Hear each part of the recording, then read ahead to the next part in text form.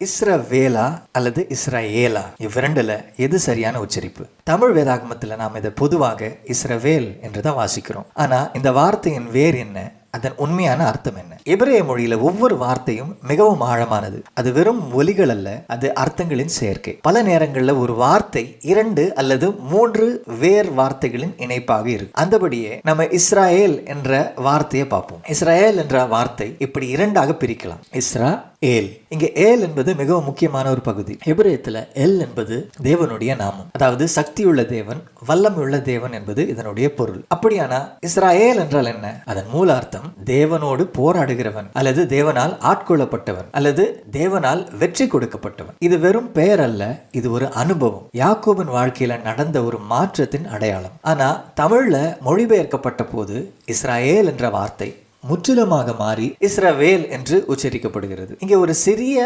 மொழியியல் கவனிப்பு தேவைப்படுகிறது. எல் என்ற இறுதி பகுதி தேவனுடைய நாமம், அது வேல் என்று மாறும்போது அதன் மூலம் வந்த உண்மையான எபிரேய அர்த்தம் மறைந்து விடுகிறது. நாம கவனிக்காம உச்சரிக்கும் வழக்கம் ஒரு வார்த்தையின் தெய்வீக அடையாளத்தையே மாற்றிவிடக்கூடும். இதுல முக்கியமானது குற்றம் சாட்டுவதற்காக அல்ல, அறிந்து கொள்வதற்காக. நம்ம எபிரேய மூலத்தை புரிந்து கொண்டா வேதாகம வார்த்தைகளின் ஆழம் நமக்கு திறக்கப்படும். ஆகவே நாம சொல்ல வேண்டியது இஸ்ரவேல் இல்ல இஸ்ராயேல், தேவனின் நாமம் உடைய ஒரு வார்த்தை. இது ஒரு பெயர் மட்டுமல்ல, இது ஒரு உறவு, ஒரு போராட்டம், ஒரு வெற்றி. இந்த வார்த்தையை போலவே பைபிள்ல அநேக வார்த்தைகள் எல் என்ற கர்த்தருடைய நாமத்துல முடிகிறத நாம காணலாம். உதாரணத்துக்கு தானியேல், எசேக்கியேல். இந்த வார்த்தையை போலவே எல் அப்படின்னு முடியக்கூடிய வேறு சில வார்த்தைகள் வேல் என்று குறிப்பிடப்பட்டிருக்கு. உதாரணத்துக்கு மெகாவேல், யோவேல். இப்படிப்பட்ட வார்த்தைகளும் கர்த்தருடைய பரிசுத்த நாமத்தை கொண்ட பெயர்கள். இவைகளுக்கெல்லாம் ஆழமான அர்த்தங்கள் உண்டு. எனவே நாம் வாசிக்கும் ஒவ்வொரு வார்த்தையிலும் அதன் மூலத்தை அறிந்து உச்சரிக்க